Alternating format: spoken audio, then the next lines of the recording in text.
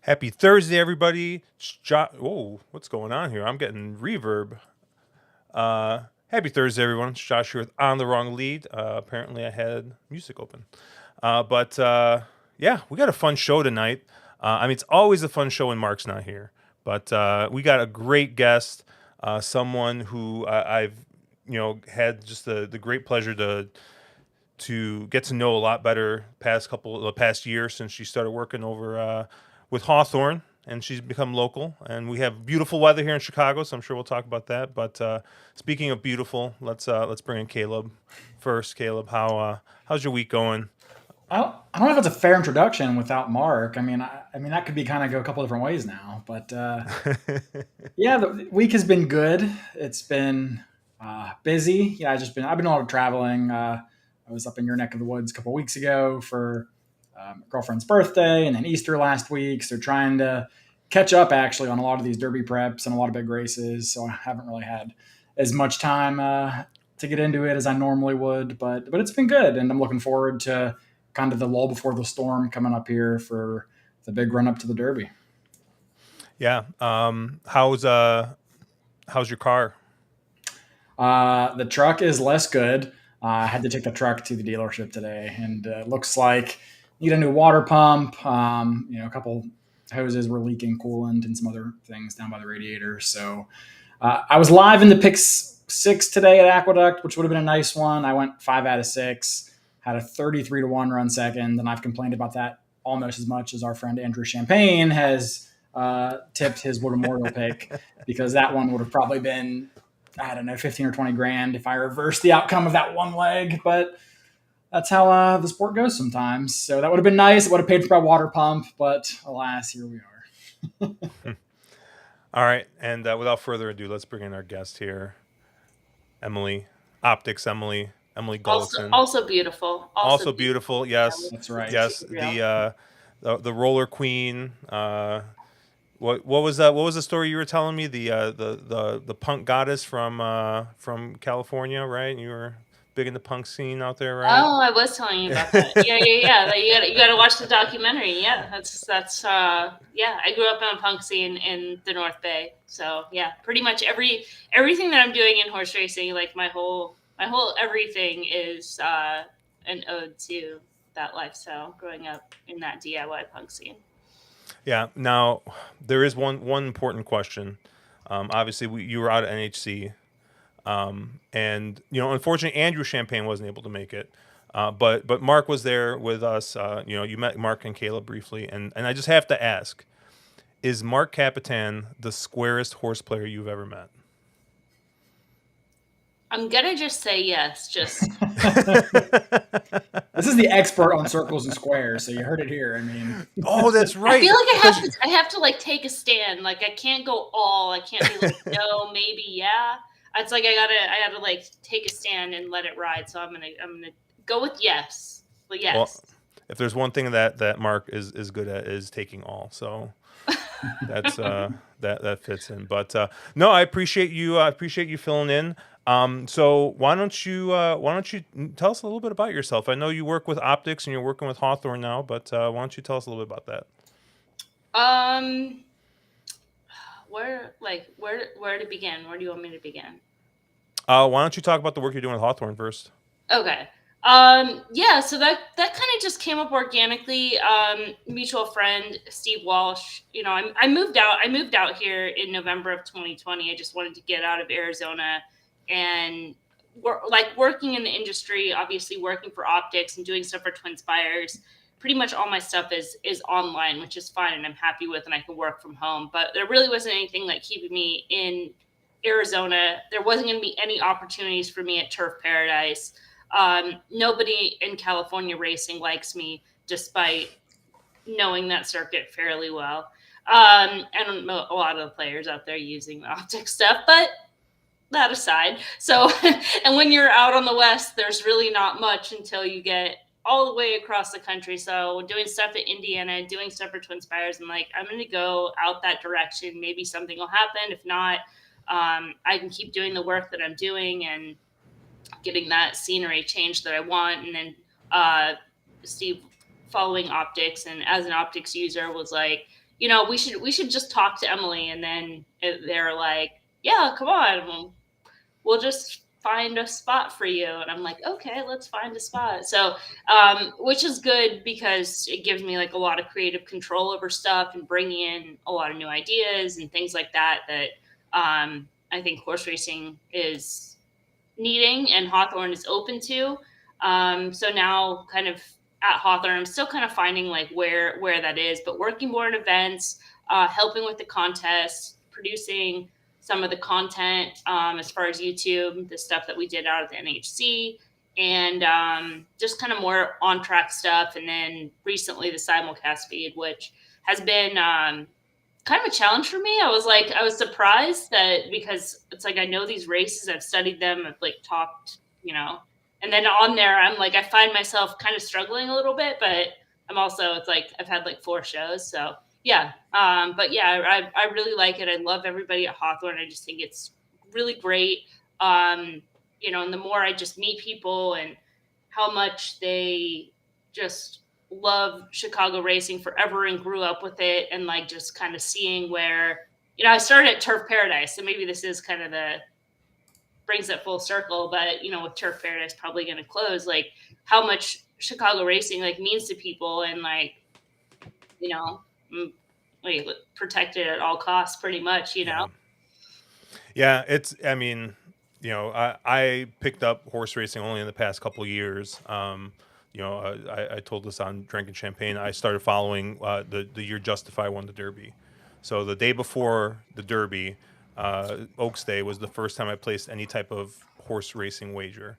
And literally immediately after that weekend, me and my brother started planning trips to go to Arlington, and just fell in love with it. And it was just like super nice. And it was just really funny because that was the first place I went, first track I went to. And I'm like, man, racetracks are super nice. Like, this is great. Like, and obviously finding out that no, they are not all like this. Even going to, Saratoga for the first time a couple of years later, it's like, it's got a different kind of charm, but it's much more, old Wrigley Field and I forget what's Fenway Park like, where it's very much, steeped in tradition, versus Arlington, which was just beautiful and nice. But not that there's anything wrong with Saratoga. I'm sure someone's going to clip this and they'll get mad at me for comparing Arlington to Saratoga. But yeah, with Optix. Obviously, it's a product that I use pretty frequently. Caleb, I know, uses pretty frequently. Talk to us a little bit. I know you do a lot with the notes there, right? Mm-hmm. Yeah. Yeah, that's primarily like what I do. I do a lot of stuff, obviously, for Optix, but a lot of the time that I'm spending working on horse racing is doing notes. I've do notes for a lot of different circuits. Hawthorne, obviously, Southern California year round, Indiana, Woodbine, Oaklawn, Fairgrounds. Probably going to pick up Canterbury this year. Yeah, and it's a lot. Like it's another thing that like it's a lot harder than people realize. Like we'd love to hire somebody to do notes. Nobody wants to do it, or at least people think they want to do it. And then once they realize how much work goes into it, they're like, yeah, no, this is not, this is a work for like a crazy person. Like, so for me, it's perfect, but yeah, it's just tons of work. And it's pretty exhausting. Like it's, watching races is so much more than just detailing what happened in the chart, right? It's like you have to use a lot of critical thinking. Why is this horse in this race? What are they looking to do? Are they going to improve, regress, or stay the same next out? Was what happened last time impacted them? is this barn hot or cold? All these like little things that come into play more than just being like 5 wide checked into the turn. It's like, I don't know what that means. Maybe wide was good. Maybe the horse was slowing down when they checked. Like there's so much to it, and like and again, just thinking critically, especially, we're going to talk a little bit about Derby, but you have a lot of horses that, especially, you can look through them if you're just looking at speed figures or finishing positions, and it's like, how do you start to separate these horses, right? Because they're all going to be doing something new. They're going to be facing each other distance-wise, different maybe pace scenario. And those little things come into play, what type of trips they had, maybe distance limitations based on what you're seeing from them visually, things that aren't going to show up in like the static past performances. Yeah, and Caleb, I know you're definitely much more of a trip handicapper than I am, so I'm sure you can kind of attest to how much time that takes. Oh yeah, I do not envy you whatsoever for having to do all of that. I've used the notes a number of times in the past, and actually sort of borrow/stole a lot of the annotations for better than looks against the flow for my own kind of handicapping when I go back and see how a race played out. So I think there's it's a fantastic product, but I do not envy you for having to put it together sometimes. Thank you. No. And I'm glad, like you mentioned, like the keywords, because it is really important, and I don't mind that you stole them at all. Like, take whatever you want, but to be able to have like a language that's familiar to you, that when you see it, you're going to be able to know, against the flow, that horse is an upgrade next time they run. It's not going to take you a whole paragraph to read through and be like, what am I doing with this horse, right? You're like, exactly. Against the flow, this horse is upgraded today. Maybe they're not even going to have as much pace scenario, or whatever. Yeah, so I think that's great, and that's why we started to do it, and then also we can measure it. But yeah, we wanted to have a familiar language. There's actually a question in the chat that I think you might be able to answer. Can we get optics for Colonial? Isn't that coming up this year? Yes, you will get optics for Colonial this year. Yes, notes and plot. Sometimes it's a little bit more difficult than just like, oh yeah, we'll add it. There's a lot more behind the scenes, but yeah, we will have it this year for sure. Yeah, and it's funny because I think you bring up a good point, right? Where you're talking about, oh, this horse was 5 wide, right? Like, what does that mean? I mean, let's just take the fairgrounds meet that just ended, and you're talking about a turf horse, right? And they're coming down the outside rail. Well, that's where you actually wanted to be, and the fairgrounds turf for a lot of the meet. So, where maybe sometimes a certain trip might be negative depending on bias, if you're someone who really believes in bias or what have you. Those words can mean different things if taken out of context. So Daniel's asking, how many races do you usually watch a week? How many race replays?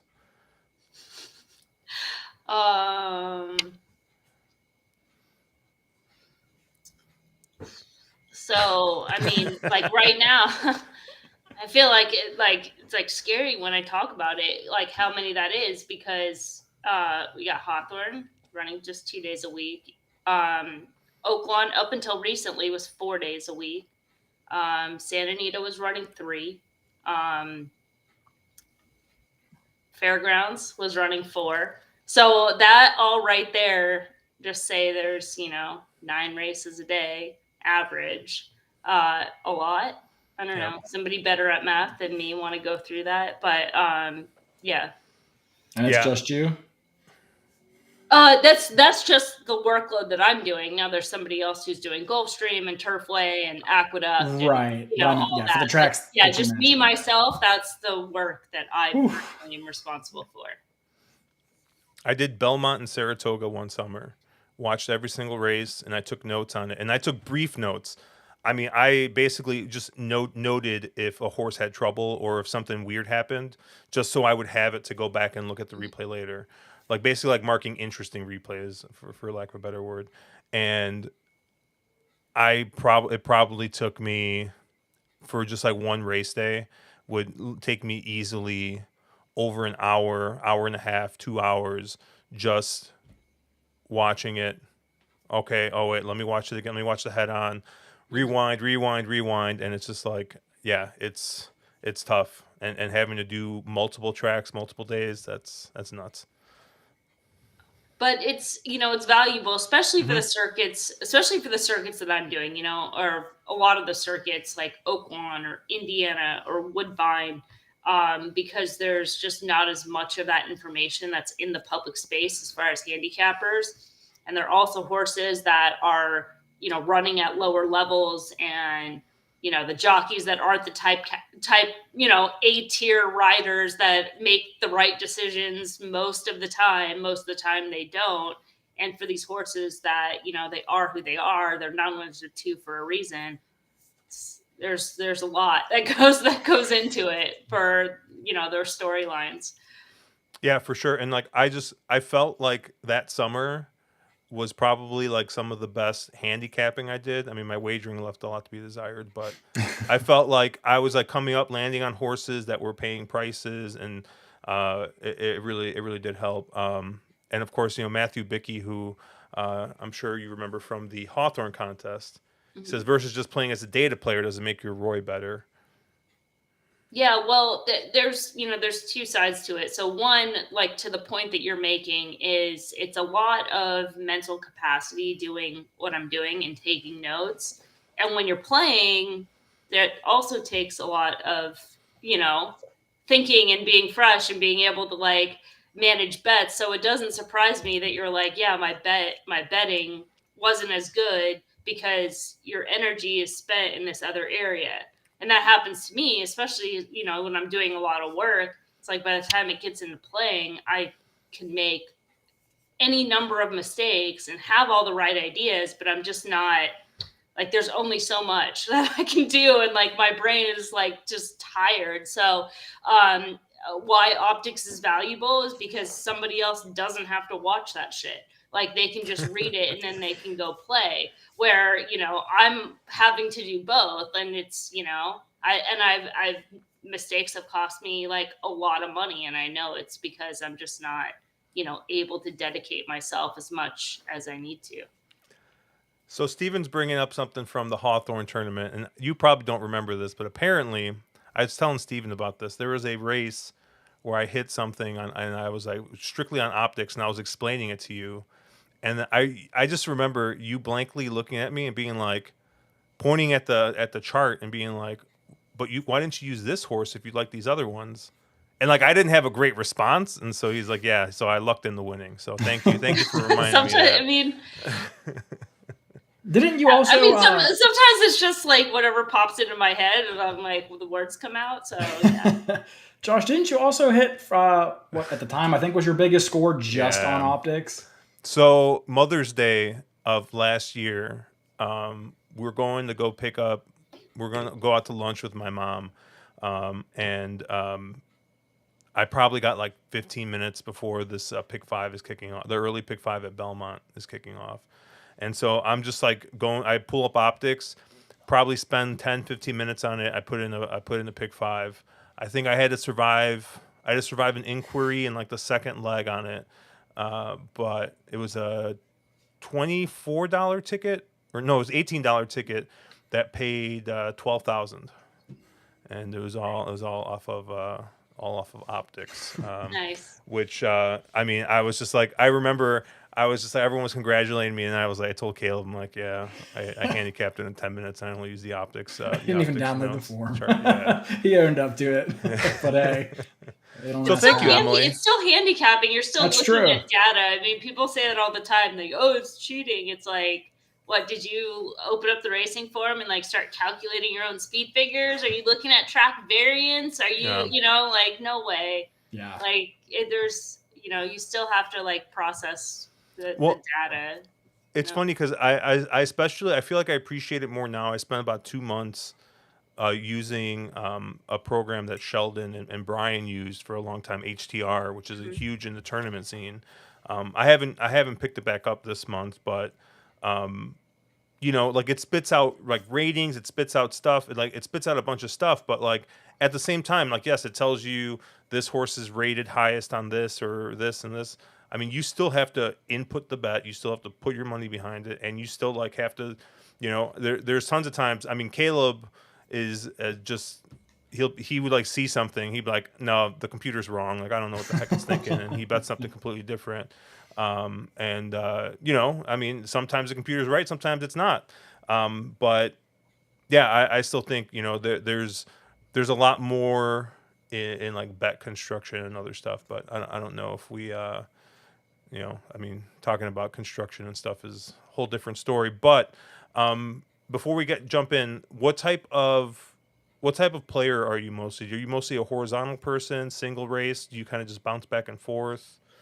A little bit of both. I tried to work on like more of like my exotic play, just from the fact that like I'm making mistakes and like leaving money on the table, and like just trying to get a little bit more, like, I guess just like fixing some of those mistakes, or at least just challenging myself to make sure I'm looking at things a different way. I mean, at Hawthorne, I've spent most of the time focusing on just like win betting, and like occasional plays very rarely show, but I'm like looking at the pools, right? And like kind of just seeing like if there's overlays in those two pools, so pretty much playing straight, but then also still like, playing kind of multi-race and similar. That's pretty much my approach for Oaklawn as well. But yeah, just kind of letting sort of the race kind of dictate like how I'm gonna play it, or the sequence dictate like how I'm gonna play it. Yeah. And the thing I love about Hawthorne, besides the fact that it's in my backyard, is the win play show takeout is 12%. I believe both the pick 4 and pick 5 are 15%, right? Yeah, with consos. Okay. Yeah. Yeah. So, I mean, I feel like those are the bets. That's the bets I play mostly now. Yeah. And I know Caleb for sure is a just a master of the run back pick 4 because he always just gets bounced in like one of the pick 5. But, That's right. I've never seen a pick 5 I didn't like. yeah. But yeah, why don't we kind of get into Keeneland here? Race 7 here. We're gonna be going to mile 16th on the dirt. And it's gonna kick off the late pick 5 here. We got 2 graded stakes in here. And return of or not return, but return of Kentucky for Barber Road. He's sitting at 5-2. And he's your morning line favorite. You got Master Game and Tipu at 7-2 and 9-2. And then I don't know. It kind of gets. It's pretty flat. I feel like not really 5-2. Not really an overwhelming favor here. You got a lot of other horses up close here. But Emily, as our guest, where did you kind of land here in leg 1?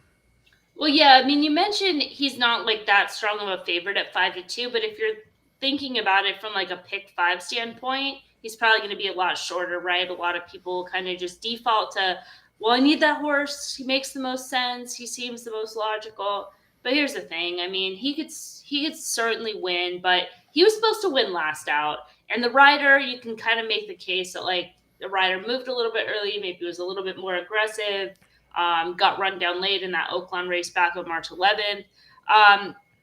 And that speed figure is strong, but as far as his other numbers, he really doesn't have any strong, overwhelming edge. And I think the fact that he's kind of tries every time and kind of puts himself into that type of race, that he may look a little bit more appealing than he actually is as an individual. So again, he's the type of horse that like he can win, but if you're playing from like a pick 5 standpoint, knowing that, I guess we are starting to talk ticket structure here as we're handicapping, but understanding this is a horse that a lot of people are going to use. And I'm not seeing it as an A on your ticket. I just think he's going to be a little bit short, not offer value in this race when, again, last time was really the setup for him.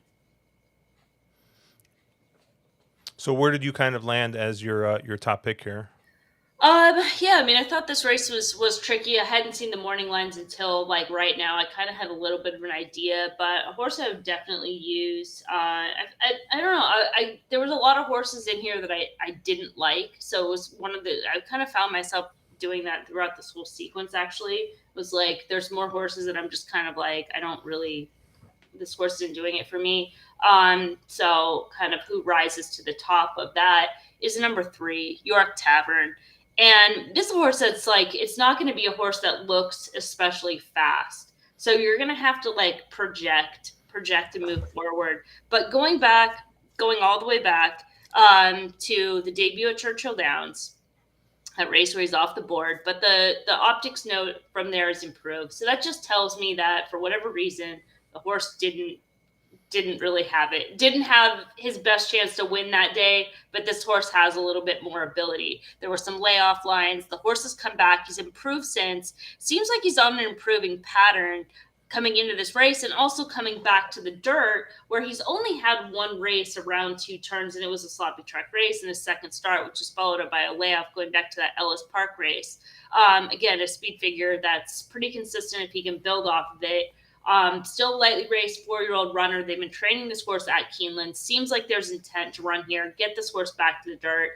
I just, of the horses that are in this field, the ones that have run like a Barber Road type are horses that are like exposed to me. And then some of the other horses, like the horse to his outside, Principe de Oro, I go back and like, I watch that horse's race, and like that last race, I mean, he should have won that. That didn't impress me. The race before, he had the race flow in his favor. So I was just kind of looking for a horse that was kind of lightly raced and not exposed, and not going to be a short price. That's the horse. Yeah, I see K Reed already talking about the 4 a little bit. He says he thinks the race goes between the 4 and the 1. He thinks the 4 might get loose. I just kind of think the 4 is going to get the lead in this race. I don't know if necessarily he's going to get loose, like as in a lone type, but I think he's probably your likely speed here. At least kind of just like I said, looking through some of these other races. The interesting thing about the 3 York Taverns, I just feel like these Turfway horses to start off the meet have just been firing at Keeneland. Caleb, you kind of agree with that? I don't know that I've seen it enough, just watched enough Keeneland to really say it one way or the other. It just feels like there's a lot of them this year, maybe more than normal. So it's hard for me to really say. Yeah. I actually just landed on the 2 here as my top pick for Paulo Lobo and Gerardo Corrales.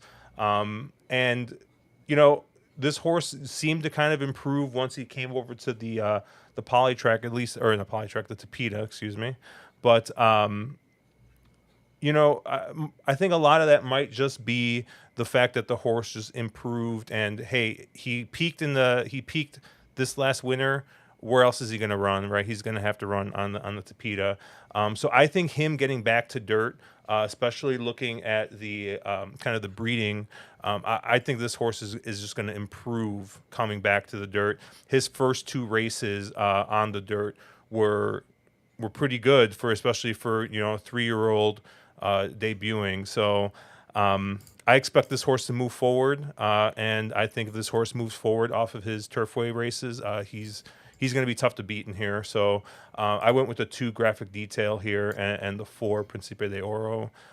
Caleb, where did you kind of land? Yeah, I had a really hard time in this race. It's interesting that it seems like none of us are too excited to go bet Barber Road as the favorite, and I kind of agree with everything Emily said earlier. He could win, but he's probably not for me. It just feels like he hasn't really moved forward in quite a while, and if he couldn't get it done last time, then I'm not keen to bet him this time in this field. But with that being said, there's no horse in here I'm just like, I want to bet this horse. Like that's my winner today. I sort of like begrudgingly landed on the 4 and the 7 is kind of like top selections. I wasn't really impressed with what the 4 did last time out, but I do sort of think he projects to likely get the lead here and maybe kind of loose. And I don't typically give Pletcher horses many passes on bad efforts, but I just wonder if maybe he needed that race off the 10-month layoff, and maybe he'll be a little bit fitter here today. I'm not really sure. The other one I looked at was the 7, though, and again, this is not a horse or the kind of horse I would normally really want to bet in here, but I just struggled to land on any horses with conviction. They all have question marks, it seems like to me, as far as the synthetic surface or the stretch out or layoffs or whatever else. The 7 here, Tepeyu, I guess. comes back as a first-time gelding, appears to be training forwardly, since his time off in here. So I just kind of wonder. I mean, they tried him sprinting and tried him on turf, but when they finally got him going long on dirt is when he delivered two of his better races. He did disappoint as the favorite last time, but I think both of those Churchill allowance races came back fairly strong. And I don't think this race is anything, exceptionally salty. So I'm kind of willing to give him another shot here as the first-time gelding in his first start as a 4-year-old. Some of those numbers he ran at 3 would be competitive, or in the ballpark of what I think it might take to win this race. And if he kind of took that step forward from 3 to 4, I thought he could be interesting here at looks like 9-2. So, Emily, someone did request if we could pull up the plot. Do you mind if I share the plot for this? Oh no, yeah, go for it. Yep. All right, let me fix this here. Oh, it's gonna look funny, I think. You can't. Anytime you do these shows, you can. Okay. Hey. You have carte blanche. We have to bless him, look snip at it, record it. Yeah. Look at. I'm just saying. I haven't gotten angry emails, but I know people who have. So I've been a little reluctant, but I appreciate it. From us? No, not from you. From Other hat-wearing people. Oh, okay. Okay. So race 7 here. Yeah. So actually, it looks like the plot likes a 7 a bit here on the standard. The surface distance, I think, leaves a. I don't know. It's kind of a confusing plot here, I think. It is, yeah. I mean, it's a red plot fit. So you just kind of have to take that with a grain of salt. But yeah, kind of like to what everybody was saying, even the chat, is as far as the pace, it's like there's a lot of horses that want to be kind of like on or near the lead, but there's no clear-cut pace setter. There's no established front runner. There's no real strong front runner. I mean, if you look at the 4 as far as standard current form, he's not quicker than any of these others. He doesn't have the finishing ability. As far as surface distance, yes. However, those are both one-turn dirt races that the plot is picking up on. So things can be a little bit different around 2 turns. And with the fire contention likely to get that pace pressure in here, some of these other riders being a little bit more assertive, Master Game certainly could be forwardly placed. Saez likes to put horses into races, I don't think that I mean, it could be a rider's type race where the horses do kind of get, maybe give one a lead, but there's also a scenario where there's going to be some pressure up front. Yeah, and interestingly, you do have the improve for the 5, the improve note, but I just wonder if maybe he's a little bit in over his head in the spot too. Yeah, that's always tricky too, and I'm glad you brought that up because I gave this horse an extra look, just making sure.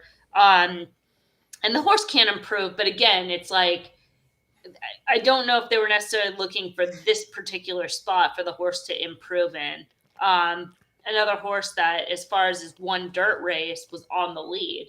So a horse that's coming from the turf and his one good dirt race was an open length win at Delaware Park. They might try to send this horse. Not sure if he's fast enough, etc. But yeah, there's this horse has to improve quite a bit. He's slow. So now I have a question. Do you just not like Barber Road because of the red saddlecloth? Because I have my friend Tommy here apparently asking why you made jokes about his red shorts the Friday before Belmont Stakes. I really stuck with him, didn't it? Yeah, I know. This has to be, Emily, this has to be 2 years old. He's been waiting 2 years to ask why you made fun of his red shorts. This is ridiculous. I don't even remember doing that. Okay, wait, why are you so mean to people as to make Twitter jokes about dudes wearing red shorts on the Friday before Belmont Stakes? Wow. Can we bring up evidence of this? I don't remember. What's the context? I need a photo of said red shorts. Yeah, Tommy, you might have to send me a picture of the red shorts you were wearing. I mean, and the picture of you in the shorts, because if you deserve to be made fun of, we'll do it again. If I was correct in that assessment. Kevin actually has a question about optics, specifically about marathon distances. Why it's kind of just not optimal in marathon distances? I'm guessing it has something to do with the Briz data that you. I know you guys tweak it, but yeah, I mean, you just typically don't have like a big sample, right? They're few and far between. 10, 11, 12 kind of get clumped together. Trips are so tough in those races. Sometimes it's compact fields, sometimes it's overflow fields. We see these riders doing, whatever, going super slow or whatever that is, or one horse going out to the lead. So it really just comes down to like sample size, just not having as many races to plot at the marathon distance. And then about how many races do you think a horse needs to run before you can trust the optic shape? I mean, the grade plot fit is a good indicator, but again, I mean, if you go back to like, handicapping basics, right? You're looking at pace, class, speed, form, and there's certain times where, pace does make the race, where that's going to make all the difference, where you have horses that are pretty established in terms of form. They're all pretty consistent in like where they've been running. And you have the horses that line up along that vertical that runs from the top left to bottom right. That'll give you a pretty good idea. I mean, the other time that, sometimes it's not even really about trusting optics, but it's about looking at it and going like, this horse can get a trip from here. And I know it's not the quote unquote best plot in the world, but we're talking a 15-1 shot. They're 15-1 for a reason. Can this horse win from this position? So if you kind of are thinking, in terms of that, right? Because like, Barber Road, you can win from that plot. Like any horse can win from that plot. Maybe the 2 is a little bit not great in terms of plot, but especially at a short price, maybe that being, sort of the knock. Like the plot isn't great. He's a short price and, whatever. But yeah, I think that it can be a little bit more nuanced just depending on the situation. Yeah, Kevin with another funny question. When are we getting optics plots for jockeys? Oh, I don't know about plots, but I did for a long time, not for a long time, short time. Started to track like kind of jockey tendencies, how riders like tend to ride and like do certain things, and there's just too much of a sample size and too much variance. Riders, it's better to just go like hot and cold for that. How much does that play into your handicapping in general? I think ask that question again. Like what part? Like, okay, like you see, you got like a turf marathon, right? And you see Joel Rosario on a speed horse. Like, does that like, when people think of Joel, right or wrong, right? Yeah, obviously it's hard without having the data in front of you, but everyone's like, oh, well, Joel's going to take the horse back, right? He's going to, take the natural speed out. Or you get maybe Paco Lopez on a presser type horse, right? And they're like, well, he's going to send that horse. That horse is going to be on the lead. Those kinds of like, how much does that factor into, when you kind of look at the plot as to how maybe the plot might change? Probably a couple ways. I mean, it could be intent, like why a certain rider's on a certain horse, what happened last time. Yeah, he would be definitely. Yeah, like what, where yeah, again, sorry, that distracted me. But yeah, like where the intent of like why a certain rider might be taking over on a horse, what they're looking to do, maybe overcorrect from a time before, or maybe that rider has ridden this horse before and did something different, right? And like they were kind of a fit for that particular horse at that particular time. Yeah, I mean, some riders just aren't, consistent or whatever, on the A circuit, like the one we just mentioned there. But yeah, yeah, I think it comes into play, but more again when you're kind of assessing value and trying to like outline, more trips, I guess. Yeah, that makes total sense. Let's move on here. Do this update. Oh. Sorry about your 2, by the way. That's bad news. Yeah, it's just dunked on your horse, Josh. Huh? Oh, I didn't even remember. Oh, my 2 was that huge circle. Oh no. Yeah. Oh, that doesn't look Your good. horse is the red shorts of Belmont Park. Oh God, red shorts all over here. And my 4 looks okay though. Well, I'll take my chance on the horse in the front end. Yeah. All right, we got the race 8 here, 5.5 furlong sprint. The Giants Causeway here. 3-year-olds and up, fillies and mares. Let me do this whole move here and get the PPs up. Well, actually, no, we can start with the plot because actually, oh man, A lot going on there. yeah, this is I like to just share the specific screen just in case something weird pops up, but yeah, a lot of horses in here, and I know this is always kind of tough. And honestly, one of the things I love about Optics, and not to turn this into a total ad or anything, but is that it updates for scratches.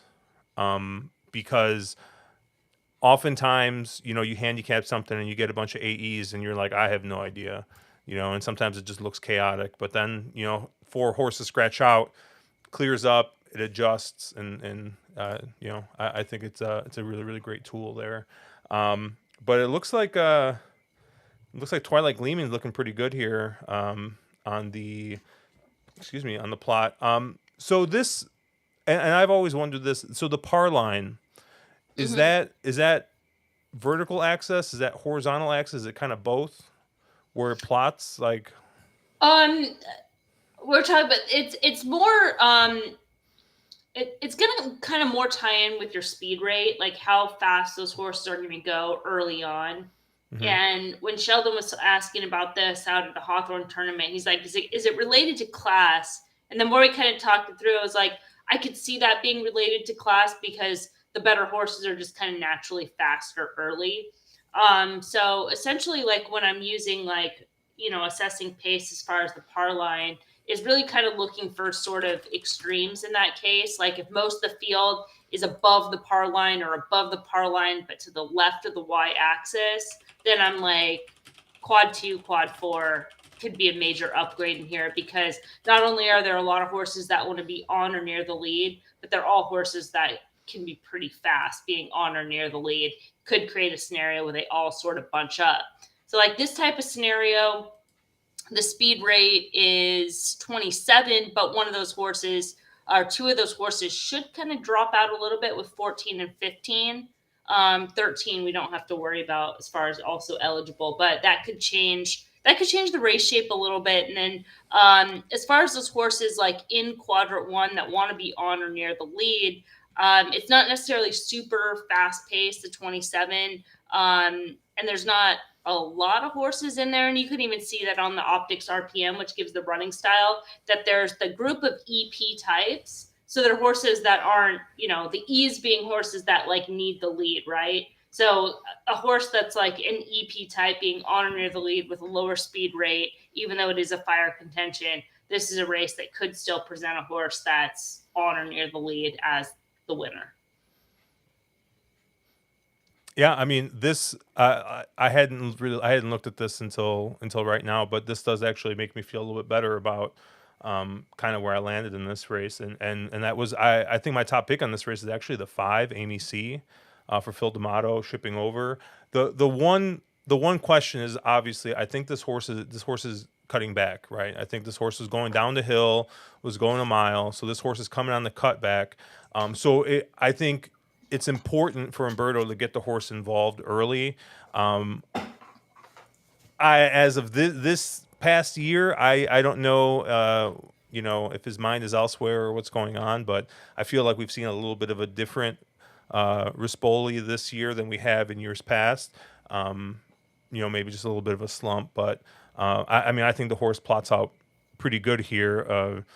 Obviously Twilight Gleaming looks humongous, but I thought Twilight Gleaming looked a little slow on the speed figures I looked at.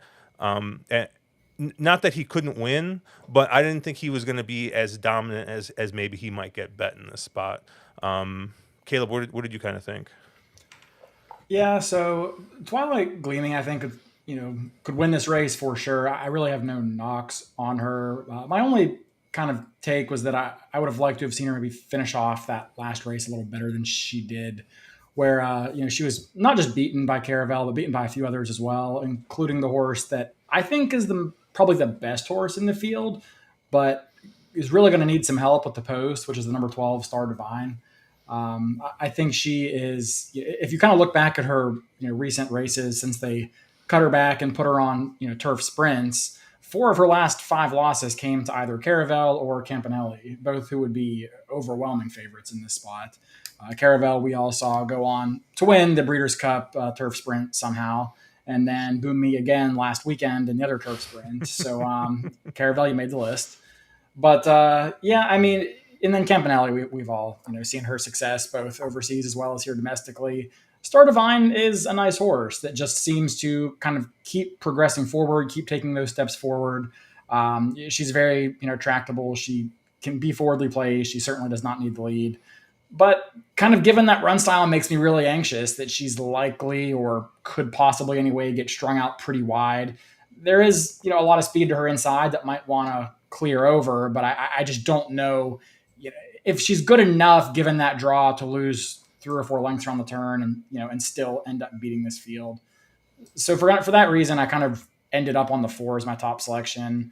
I wish Mark was here because I would ask him to pronounce this because I don't know how you say it. Ouvre? Ouvre? I feel like what is that, French?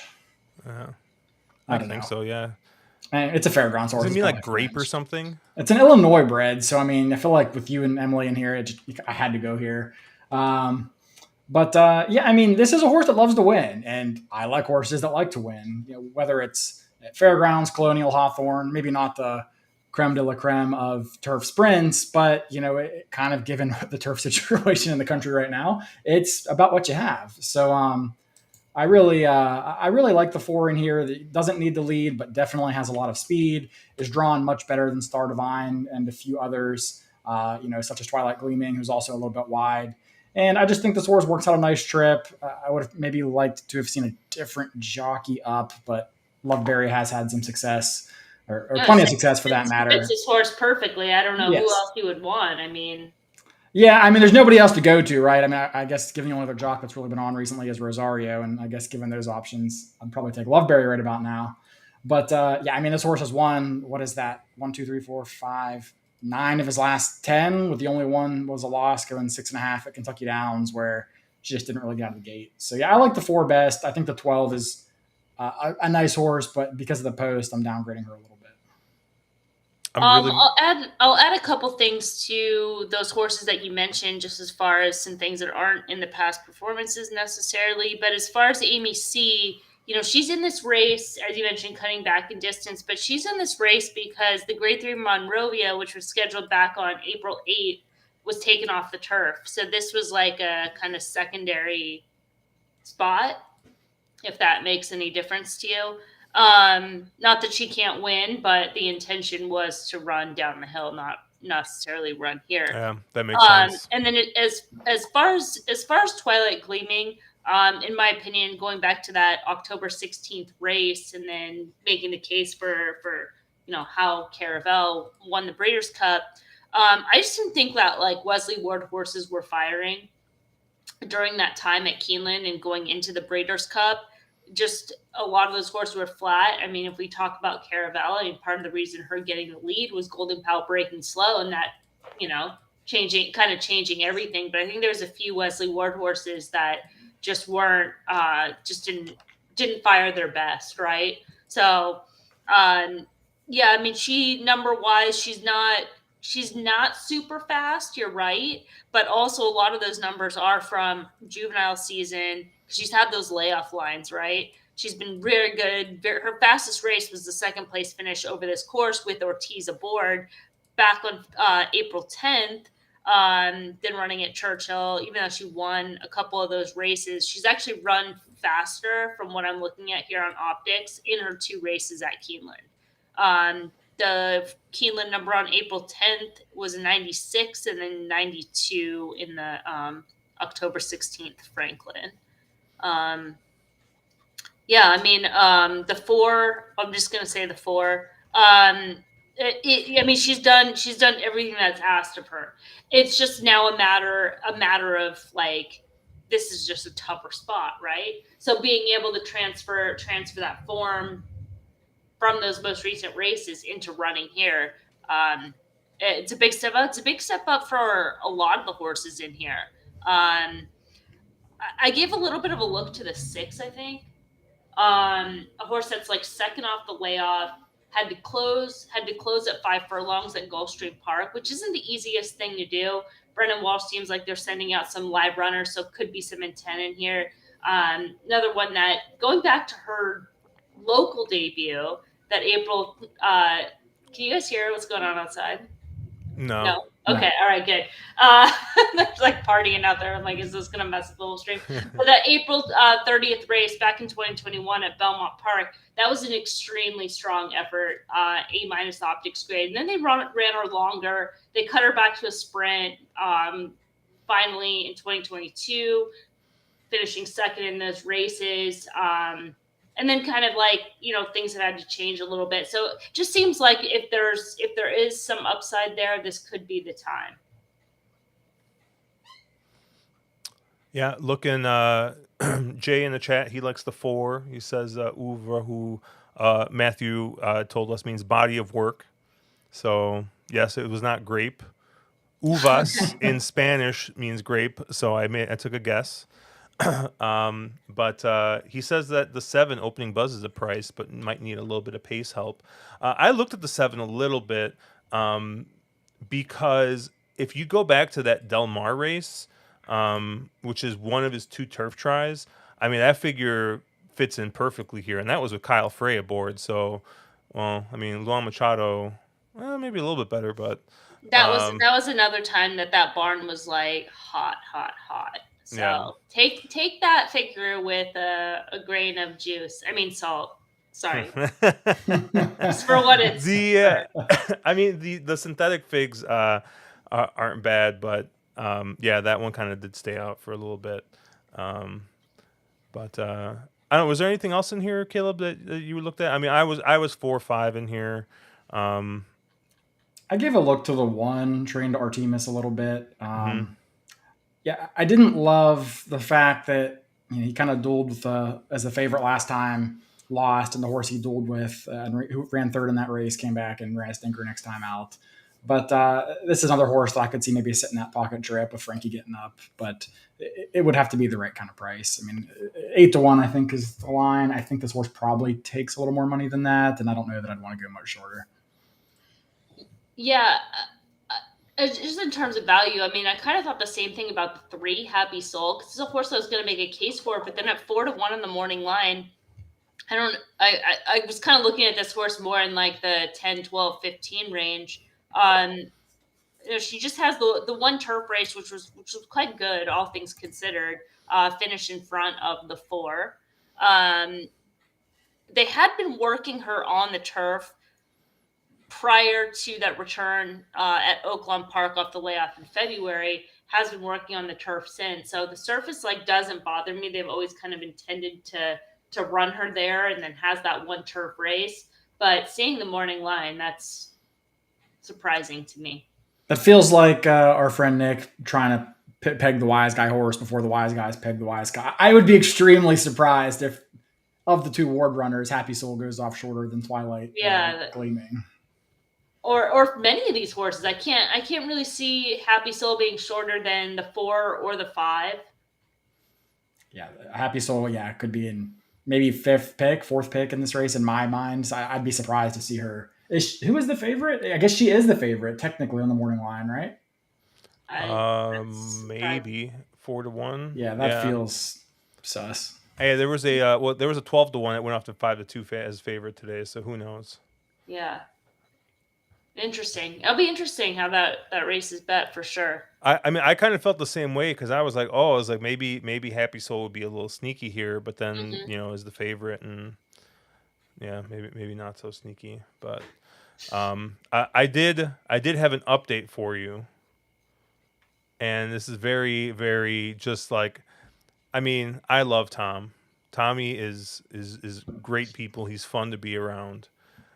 I think he just made something up in his head because apparently you were standing maybe about 10 feet away when you made this tweet that said 2 Chads in a race is better than 2 Chads discussing a race. So That's a good tweet. Holy shit. He I just think I wrote assumed that you were talking about him in his red shorts. I mean, that's a stretch, Tom, but that should be your pinned tweet, really. Yeah, I mean, Oh man. Yeah, I don't remember. Oh, you're right next to me. Oh, I mean, anything is possible. Yeah, that's surprising. So Matthew asked, so your pick in this race is? Oh God.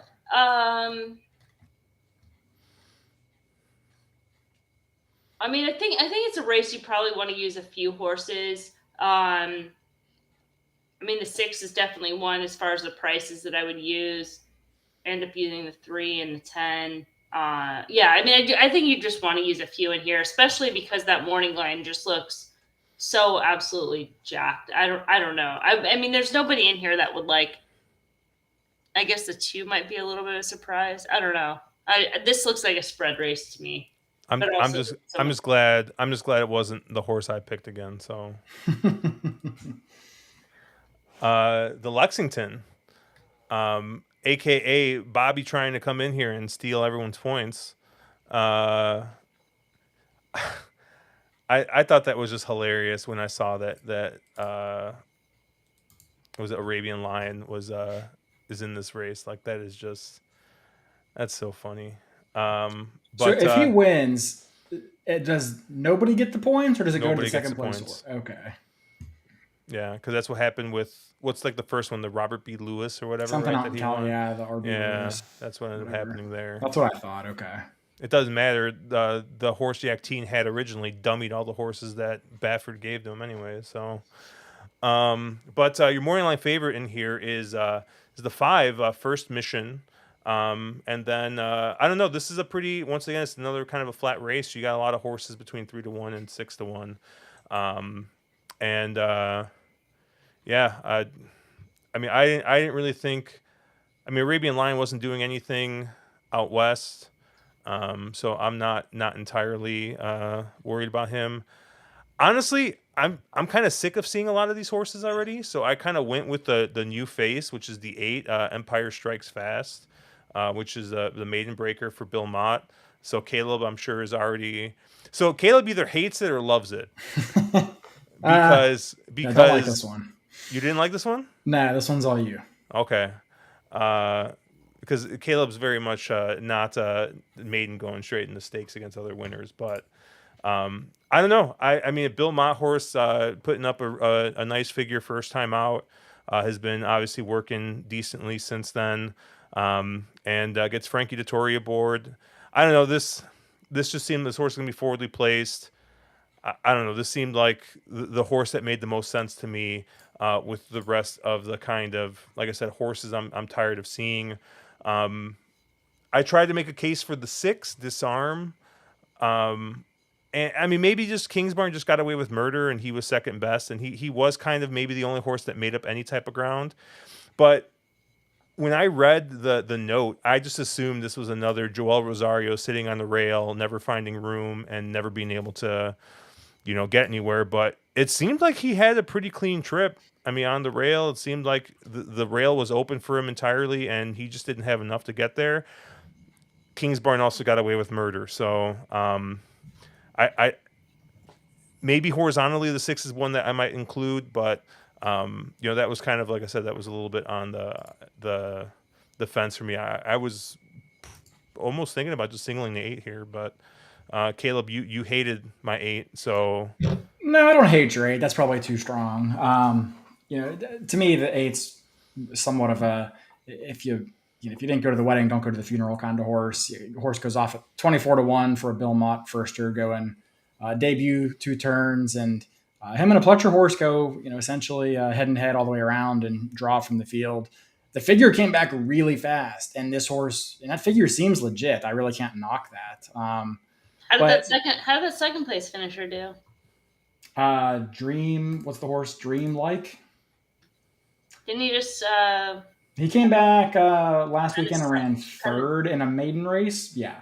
No, it's in one of those Derby preps. Oh, in the Wood. You're right. Oh, that's Dreamlike. There you go. See, this is why you should let Emily go first. She's a smart one. Yeah, I mean, so that is the horse that ran third in the Wood. So, yeah, that's why that fig checks out, which is kind of initially like what I was alluding to is like it's hard to knock the fig. It's hard to really knock the effort. I don't know that I think the Wood was a great race, but it's still probably better than a maiden race anyway. So, yeah, I mean, I think that I don't hate your horse, Josh, what I was saying. I just, it's not a horse that I probably want to peg on top, but I'm certainly not aggressively against your horse here. I did go a slightly different direction to a horse that's actually, slower than the one that you tipped here. To the number 3 Demolition Duke. I thought this horse actually ran 2 races that are kind of better than it looked. Broke maiden first time out sprinting at Fairgrounds, closing from nearly last against a somewhat slow pace. Not easy to do at the Fairgrounds to make that run sprinting on the dirt. And then came back on the stretch out and just missed once again, stuck behind a really slow pace. And 50 and 2 to the half is that's Kingsbarns-esque fractions. So I thought for this horse to just get beat a neck, that was a nice run. There's a common piece of form there with Bishop's Bay between the 3 and the 5, who is your morning line favorite. So I think that form line does hold up.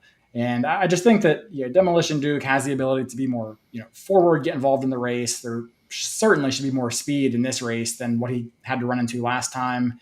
And I think he just works out a nice trip in here. So I don't feel super strongly about anyone in here, but if I was going to take one, the short prices don't do a ton for me. So I'd maybe go to the 3 Demolition Duke. Emily? Wow, that was like furious typing. Yeah, I think there's a lot of horses in here that are like they're pretty dressed up. You guys kind of mentioned them a little bit. I mean, as far as first mission, a Bride Cox horse is debuting at the Fairgrounds in February. It's not even favored. It's just like not at Gulfstream, not at Oakland Park, where there's the bigger purses. Did close into a slower pace, but I don't really know how good that field was. And the figure seemed a little bit inflated as far as March 18th. They haven't really seen that many come back from that race. And Demolition Duke, kind of the same thing. Another Brad Cox horse that's like wasn't favored in either of those races for barns that typically are. I have to go back and look and kind of see who else is in there. But that always just gives me like some pause, right? Like when I'm handicapping Horseshoe Indianapolis, right? And like Brad Cox shows up with this like supposedly like well-bred Juddmonte horse. You're like, pause. I don't really care about the breeding. All I need to know is that they're debuting this horse at Horseshoe Indianapolis, right? This horse was like anything special. It's not here. Like it's like Chad Brown at Monmouth. Yeah, right. Yeah, exactly, right? Like these purses are bigger. There's A circuits for reasons. And Empire Strikes Fast, I kind of agree with Caleb. I mean, just last time out was 24-1, almost 24-1 in a 6-horse field. Dreamlike, I went back and like watched the visuals because I was trying to assess Dreamlike for that race because the figure came back so good, which the figure's legitimate. I just wasn't like crazy about Dreamlike, like not getting by Empire Strikes Fast. So he kind of has to prove it to me in a horse that's going to be a much shorter price. As far as Arabian Lion, I think there's really like one scenario where this horse wins, right? Is because they're drawn outside and Arado tees, they have to send this horse. And he's been working well, forwardly placed. I don't know why it says blinkers on because he did wear blinkers in that most recent start. I even went back and watched it to see if there was an error. So I don't know what's going on with that. But the blinkers have been on. They've been on in the most recent work. So they're going to have to send, and they could possibly take this field gate to wire, and that's what they're going to try to do. There are others in here that have been forwardly placed, but they just might kind of get intimidated and try to take back a little bit. A couple horses in here. You mentioned Disarm, who's fine, kind of a progressive type. Subtle Trouble last out, but a little bit overrated as far as the trouble. He's one that still has to prove it to me. But a horse I think is going to get really overlooked, and here's number 4, Transect. As his turf weight races, Both those races at sprints, but the gallop out was really strong on February 10th. And going back to that optional claiming race, the fact that they made the lead was just kind of like by default. And the horse looked like he had a lot of stamina. I gave him a look and it got them. And as far as riders, going back to that first thing, as far as riders plot and rider tendencies, if there's a note, an optics note for riders and for Joe Talamo, it's slog. This guy slogs horses like one of the worst in the business. And he gave this horse really no chance that day. Broke a little bit slow, was wide, just the timing off, just kind of one of those trips that's like these two just didn't get along, like bad first date type shit. So the fact they're going to come back with a rider change, the horse seems to have come out of the race well, working well since, drilled a bullet since. I just completely draw a line through that race. I think this horse has so much more to show. Is he good enough? We'll find out. But this is a time for this horse to show. And there's intent with Corrales getting back aboard. The other one that was just kind of a wild card to me is the 2 Reinvest horse. That's like, he's pretty slow coming out of those Tampa races. The barn stable's down there at Tampa, so the placement doesn't bother me too much. But he was just dominating those horses. And a major class test for him, he's going to have to prove it. But a horse that could just be faster, could just be one of those horses that is just going to show up and compete and run who they're running against. Slogamo is going to be aboard, but whatever. there's enough price compensation that I can balance it out a little bit. Oh, Baseline Beater was another horse that you can kind of give an excuse to. I don't know how good that horse is either. I mean, it's a horse that's going to come from dead last, but given the complexion of the Louisiana Derby and taking off the pace, never had a chance that day either. Yeah, I often say I wish somebody would love me as much as Paulo Lobo loves Joe Talamo. Or I guess the DRF McGee as well, since he's taken his book, apparently. As much as Brad Cox loved Ferrant Drew. Oh. Yeah. I still think top 10 moment in my life is standing next to, or is seeing Bobby ask Brad Cox why he still rides Joe Talamo at Kentucky Downs, or not Joe Talamo, Florent Giroux at Kentucky Downs. He's like, oh, he's not that bad. I don't know what you're talking about. Oh, man. Yeah, and so Nick Feldman said he's late. He's here, fresh off of arguing with Barry Spears about boxing horses on Twitter. Okay. I saw that. But he says first mission is top pick, but he thinks Irad and the Baffert horse is dangerous. Yeah, that is interesting that Irad does get up for the Baffert horse. Mostly because, as much as Irad rides for everybody, I don't think Irad rides for Baffert all that much, right? Not very often, but I mean, the way I sort of looked, isn't it to me more interesting that Johnny V gets off than Irad gets on? I mean, Johnny V gets off to ride a horse that doesn't look like has a huge shot in here. That's just an interesting development there, I thought, but maybe it's an owner decision or something. I'm not, because Irad has been on this horse once before, so yeah. I'll wait for Andrew Champagne to tout Prairie Hawk, the other Saffy horse, to win another race at a bomb price. Prairie Hawk looks a little cheap, but he also could have had.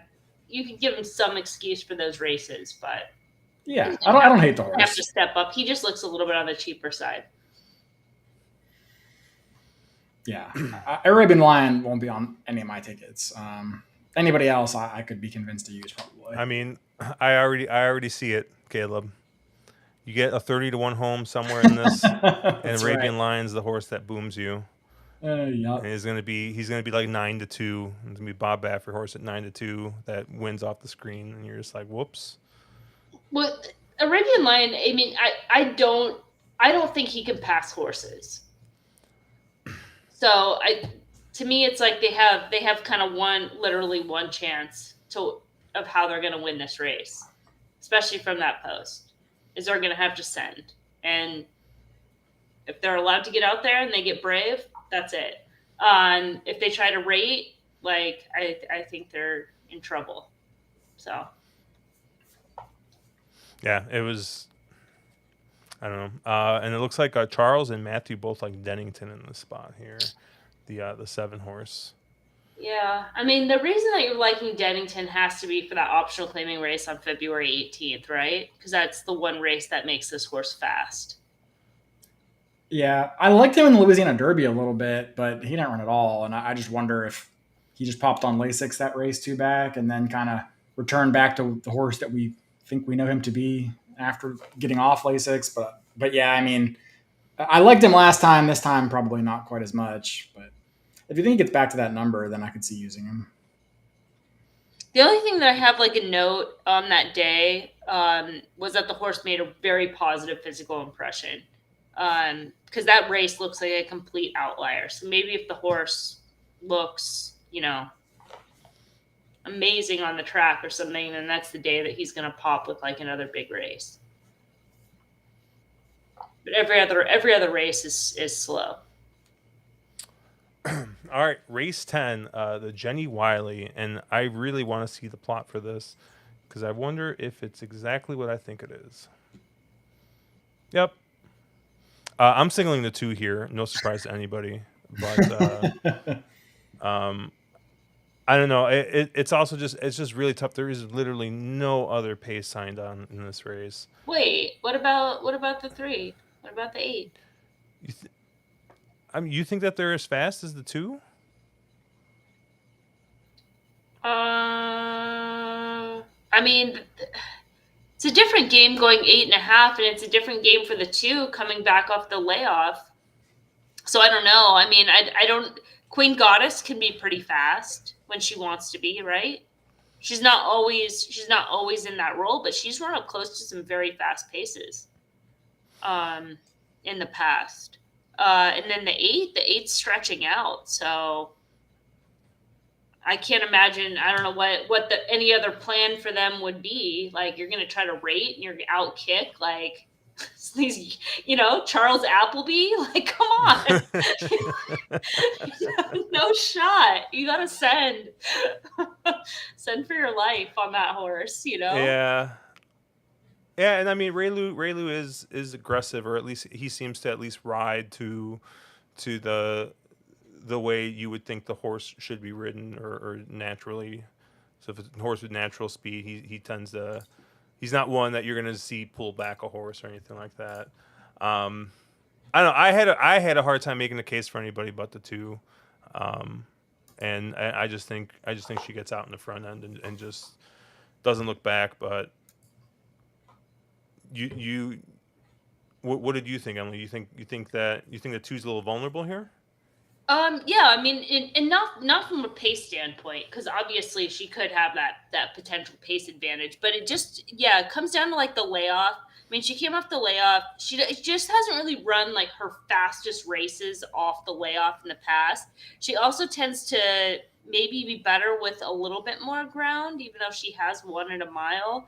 I don't know. I think it's just a layoff to me. I mean, even with Ortiz, been aboard in the past, but not necessarily like some of her better races there.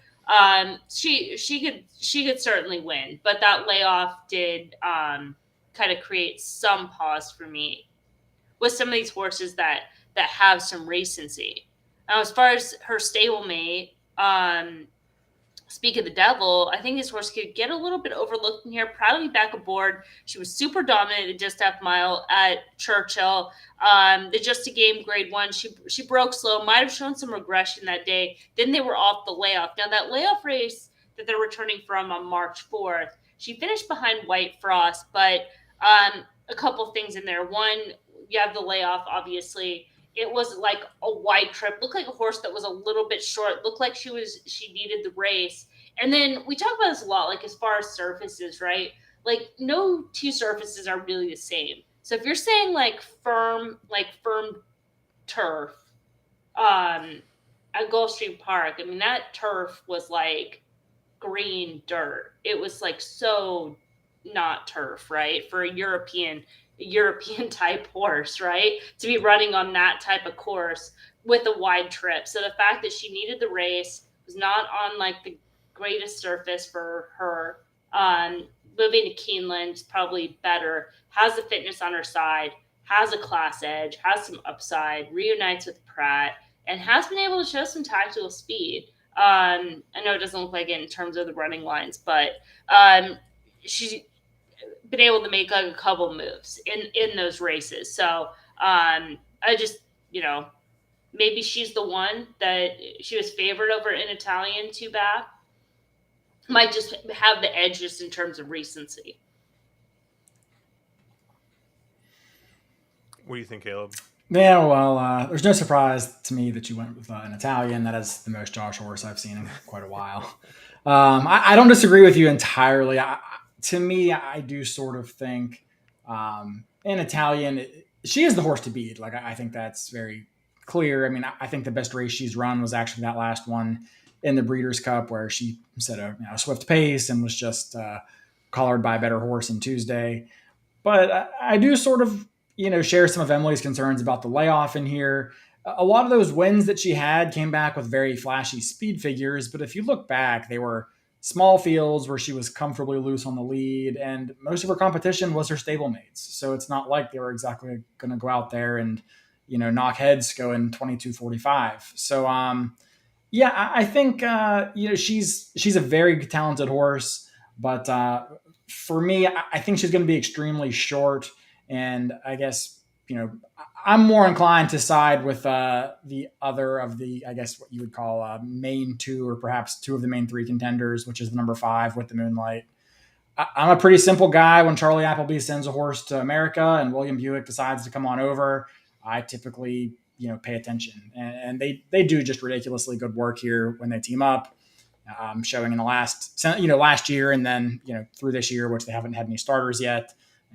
47% from 17 starters on Brisnet. I mean, they're literally 15% in graded stakes over the last 3 years. Just insane numbers. Whenever he ships, they are well meant. And yeah, I mean, the horse didn't, was only 1 for 3 in the 3 starts that she shipped over for last year. But, you look through this card and it isn't like he has a whole entourage of horses that are coming over. So unless there's something going on that I'm unaware of, it definitely seems like this horse is extremely well meant to show up in this race, being the only, Appleby horse that, that I've, really seen that's coming over today. So yeah, I know on numbers and on raw form, she might be a little bit slower than an Italian, but I think that 3 to 4, improvement, we don't know how much better she's really gotten. She dispatched 2 fields in Dubai as easily as you would kind of hope to see. And yeah, I'm kind of thinking that she just might be improving, whereas we maybe have seen the best of an Italian, and I'm not sure she's going to show up with her A game. Yeah, I definitely agree with Kevin. In the Lake Placid, that was not a good ride. Again, it was the Chad Brown Stakes, and his also runs in that race did not really let With the Moonlight get much of a clear run. I remember that. So yeah, I completely agree. That was not her best trip there. The fact that William Buick comes over says a lot to me. So I'm going with the Moonlight.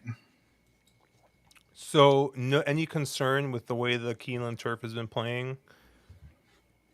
I mean, it's been all speed, basically, which also is another reason why I thought In Italian was going to be a tough play to play against in the spot. Not for me, because I mean, to me, With the Moonlight should be sitting second or third. I mean, a length and a half off in my mind. I don't think, that Saratoga race, like Kevin pointed out, that was a bad ride, a bad trip. I don't think she's going to be, 5th of 6 in this race. I think she'll be, in touch with the leaders within, 2 lengths more or less. Oh, yeah, Closer did come in today, but he needed a 21. Yeah, that was a goofy race today. I'm not even sure those fractions are right, but if it was, that was they were cooking. Because that was the like loose leader, right? It was the 9 horse, the I think the McPeak horse that was supposed to be a closer that somehow made the lead going like 21:46. Goodness. Where's the rail been? It was at 30 today. Yeah, so that could make a difference too. Yeah, I don't see any rail saying, so it might be at 0. Yeah, it's usually at 0 for these big stakes, which that could make a difference. Okay, I would use that horse. That horse is the 5 as well in here, and Shug's horse, the 6 as well. Skims. Didn't we need Skims for something, Caleb? Sounds like the horse I would need for something, but I can't remember. Was it at Kentucky Downs? It might have been Kentucky Downs. I think I needed him. I had Skims in that win post Kentucky Downs. I remember because I had written down that I thought the rail was good during that closing or Memorial Day or Labor Day weekend at Kentucky Downs, and this horse didn't get the right trip there. So I actually cashed on Skims in that Aqueduct race, but I don't remember if I used him at San Anita or not.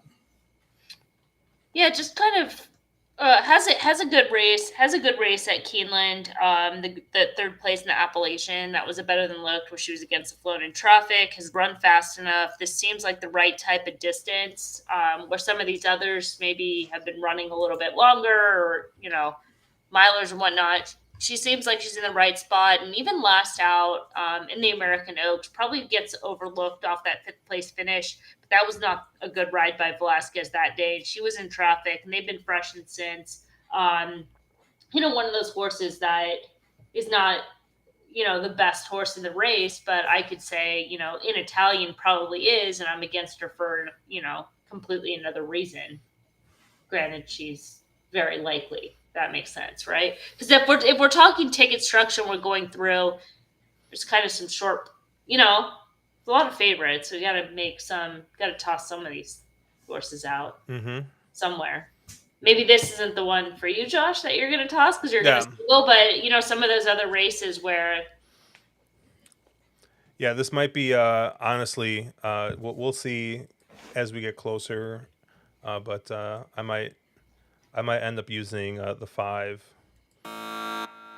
You gotta be asking, you gotta buzz yourself for that. I gotta buzz myself using the top 2 choices, but I don't know. It just depends. I gotta look at the prices a little bit as we get a little bit closer. I just thought with the way the turf's been playing, I thought the 2 was gonna be tough to beat in this spot, but you guys make very good points. And the 2 has kind of I see in chat there's been a ton of comments that I loved Road Warrior's comments. It was hilarious. I got to find it. Where he said the bum got handed 2 giant races last year because people were too afraid to go with this horse. It's just amazing. And then he said, it'll probably happen again. Classic. Right. But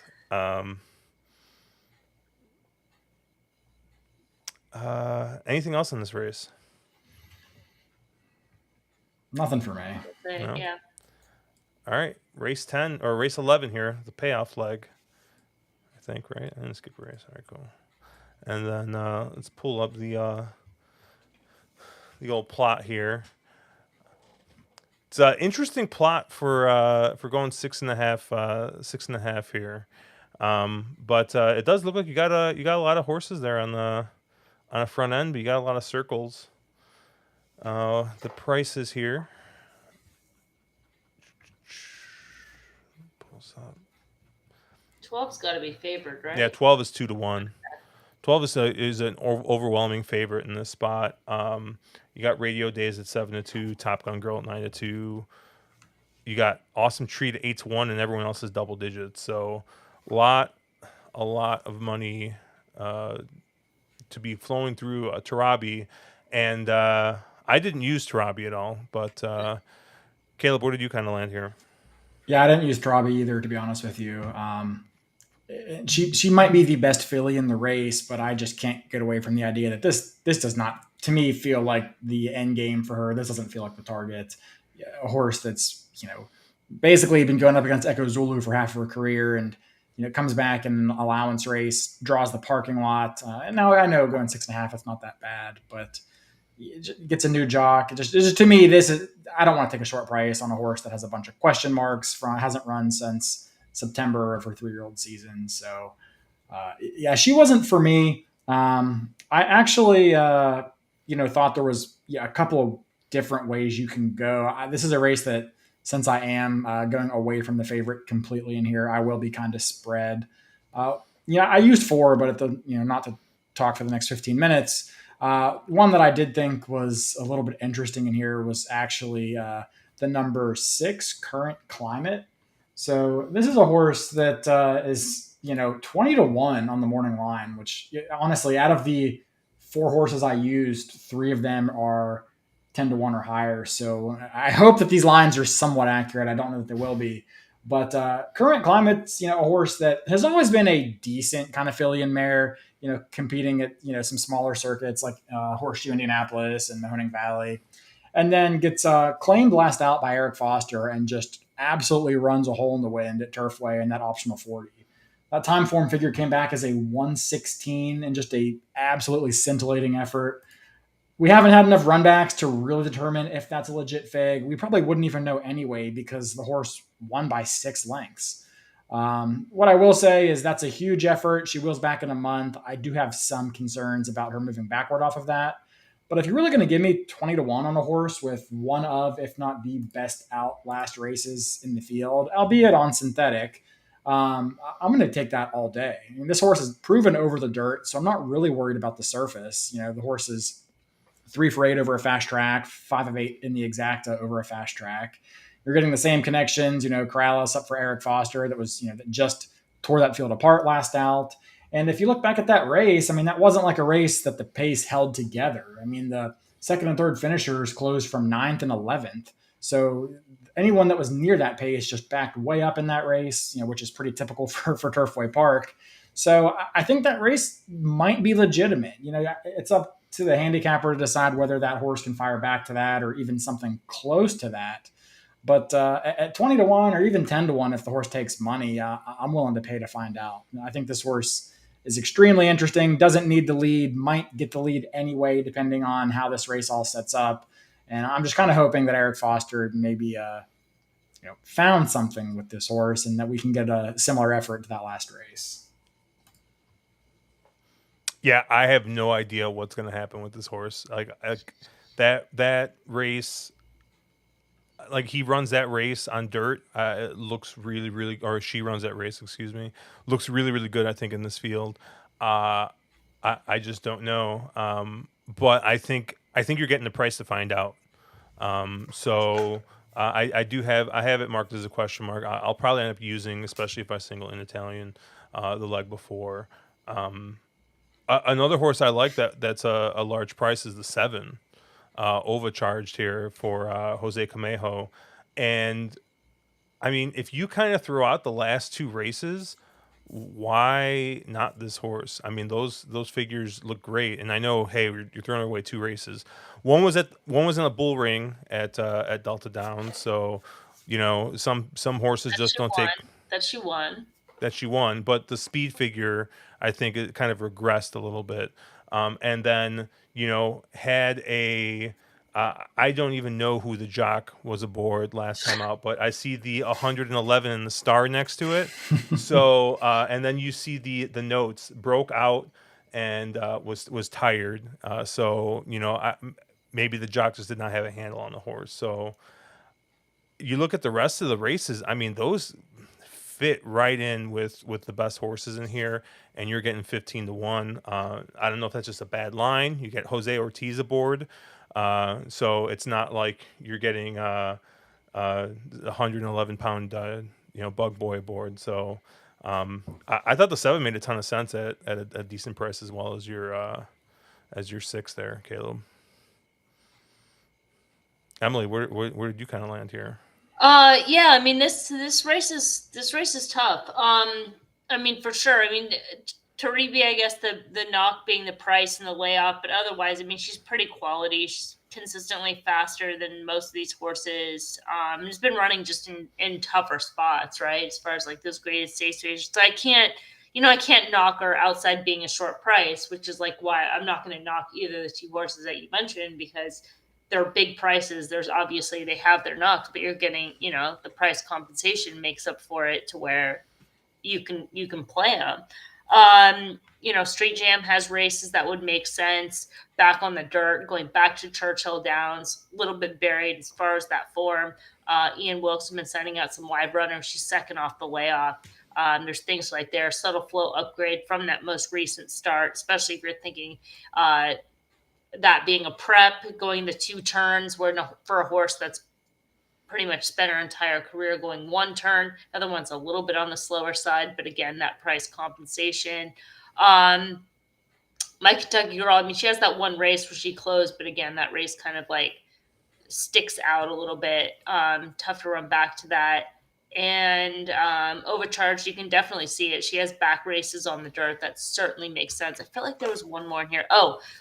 Radio Days, another one that's just run some. She's run some good races in good company, and probably just in terms of the distance of this race being one that's kind of more that extended sprint distance, where a lot of these horses have been running maybe their better races a little bit shorter, maybe a little bit longer, whatever. But she seems like she's been in graded stakes races looking for this extended sprint. So I think that there's positive intent from that standpoint. Again, another short price, but seems kind of logical. Yeah. I also kind of like the 2 in this spot. I mean, not a lot of surprise, I think, from anybody here. Interestingly, doesn't look to fit that well on the plot. I mean, is looks to be the leader here, but it looks like a couple of the horses behind seem to have a little bit more of a closing kick, and it looks like they're going to be poorly placed. So this might be a little. Maybe this is just going to be, a race where the 2 kind of sets the pace, and one of these other closer horses kind of, overtake.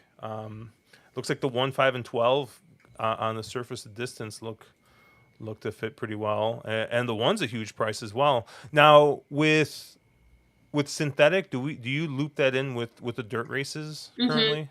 Yeah. Gotcha. So but I mean, the one has her dirt numbers. The Kentucky races are good. The Churchill and the Keeneland race, those are both solid numbers. Now, as far as class, not quite on the level. It's another one of those horses that maybe has been going a little bit shorter, maybe by design, because some of the longer races, she kind of lacks a little bit of stamina. And that was sort of my one knock on the 2 as well, is there is a scenario where maybe the 2 is just fast enough and gets loose, and especially if the track's playing speed and the other ones just try to rate, maybe she gets loose and free. But stamina wise, she's going to be tested. That's was kind of just my one big knock. Yeah, I think it's a bigger than maybe some folks anticipate jump, going from 5 furlongs on the dirt to 6.5. I mean, you don't see a lot of 5 furlong dirt sprints most places. So I think that was my big concern with the 2. Yeah. Someone in chat, who was it, mentioned... Kevin talking about how it's rude to lump in a superior surface such as synthetic with the lesser dirt? No. I can't find it now, but somebody mentioned the 4. Was it Nick Feldman, maybe? Yeah, he says 4-9 are going to get first run, he thinks here. Yeah, that was one of the other horses I had marked down. I mean, I was kind of against California horses in general when they ship over. I think the figs tend to be a little dressed up, but we saw one today with, I forget, there was the 10 horse in the, I think, next to last race or second from last race. The Phil D'Amato dirt horse that the Phil D'Amato dirt off horse everybody. That, went off at 4 to 5 and, set a fast pace and just drew off. So, maybe they're a little more, legitimate this year. I think this horse won twice with Abel Cedillo up, so that says a lot to me. And then, also won off the pace, stumbled out of the gate last time, and just, Teddy's Brino and Adair Manor are both, very nice fillies and mares. So this is a lightly raced 5-year-old, so there could still be some upside there. Clearly the horse is versatile. Ships in for this race, so at 15-ish to 1, I think Iconic Twist is pretty interesting. This is another one I just didn't know what to do with.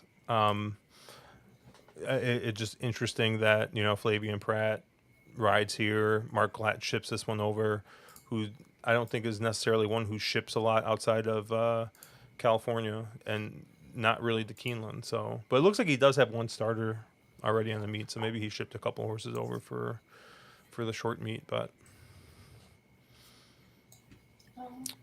anything else on this race? No.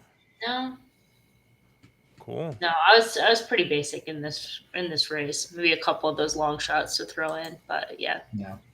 I also had the 9, but somebody mentioned that in the chat. I mean, the horse has some real dirty form, but Wong is one of those barns that can kind of jump up and run a huge number out of nowhere. And the Keeneland race was good if you go back and throw out some of the sloppy synthetic and turf races. That race was crazy good. Yeah, that was a big race in that allowance, and there was like no pace. And yeah, that racist. Don't know where it came from. Don't know if we get it back. But that's the kind of deal you take with Jonathan Long when he ships in a Golden Gate. A lot of the times, it seems, is they could be sitting on a race like that, or they could just not run at all. All right. Well, Emily, thank you for joining us tonight and just doing a much better job than Mark on all fronts. So it was a low bar. what are you doing the live stream tomorrow? Yes, yeah. Optics live stream tomorrow. I think it's at 5:00 Eastern time. We'll talk about Lexington again and kind of some recaps of the Derby preps and things like that. The Derby plot is up if you want to look at it, but just be prepared. That's all I'm gonna say. Yeah. It's so hard for my brain to process 20 shapes. Like 20 shapes? You think there's 20 shapes? No, we got like 25 or 30 on there. You think there's 25 or 30? Oh God. You can pull it up. I mean, I don't think it's going to be OptixEQ.com. I think that's the best. I think we've done a lot of educational stuff on there as far as like frequently asked questions, videos. The YouTube channel is also great. Really, just depending on your learning style. Yeah, and then obviously the live streams I think are always good. Yeah. And then are you doing any live streams with Hawthorne, or is that kind of? No, we're doing the Friday. I have a couple things that I talk about with Hawthorne. The Club Hawthorne live tomorrow. That'll be live at noon Central Time. Follow Hawthorne YouTube channel for that. And then if you're local, I'm doing Kentucky Derby seminar at Oakbrook on the Wednesday before the Derby. There's no charge. It's free. Talk about all the stakes races, Derby and Oaks. Where are you going to be for the Derby? I think I'm going to be at Villa Park. Okay. Yeah. Where are you going to be? I have no idea yet. So my brother, so there used to be an OTB at this Italian restaurant in Countryside, and I guess they don't have an OTB anymore. It's a Salerno's. And like every other Salerno's that used to have an OTB, I think re-upped with Hawthorne, but this one I don't think did. So I don't know what the deal with it is. At least like when I looked on the Hawthorne site and I looked on the Illinois site, there was nothing about this place. So my brother and I are still thinking about maybe we'll go out to Villa Park. Although I think all the reserve seating's gone, so I don't know. Yeah, I think all the reserve seating for every single one is gone. But there's supposed to be a tent. I don't know, for whatever it's worth. We'll figure it out. I'll let you know. Yeah. Okay, cool. But yeah, thanks again for filling in. Obviously, you can catch Emily. It's your Twitter handle, right? Is Mayhemily or May? I think it's Emily. I think it's Emily Optics. Oh yeah. Yeah, I think I got the Mayhemily Twitter handle into trouble, so I had to change it. You? No.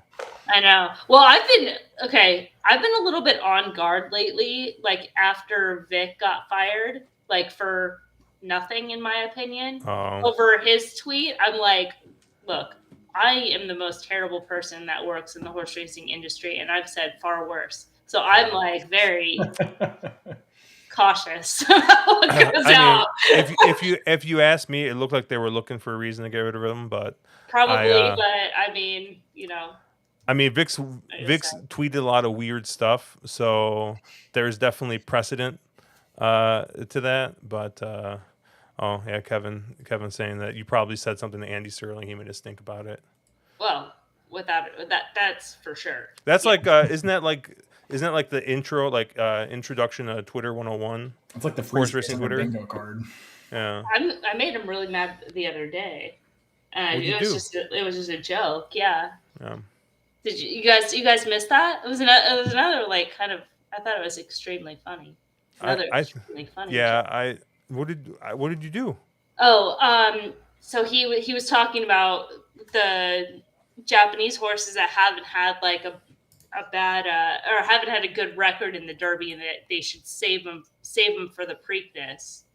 And I said something, and he came back and he said, save your snark. I know how that horse read. And I said, what am I saving my snark for? The Preakness?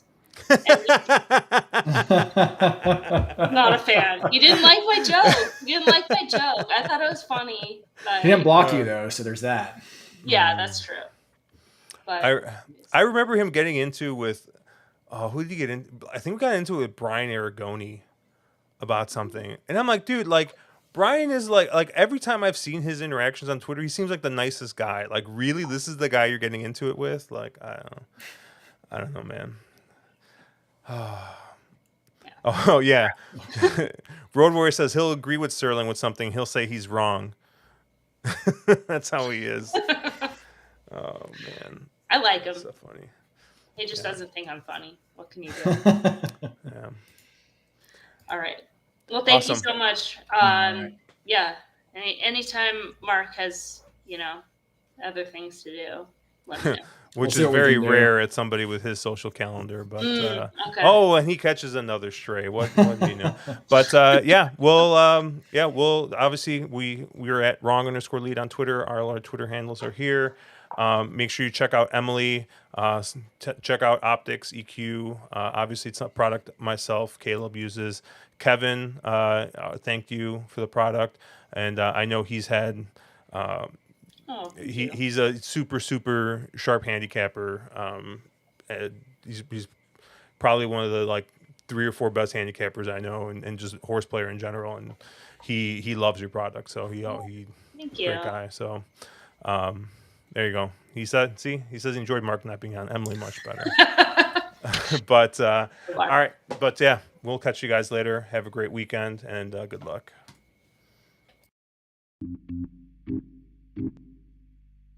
Thank you.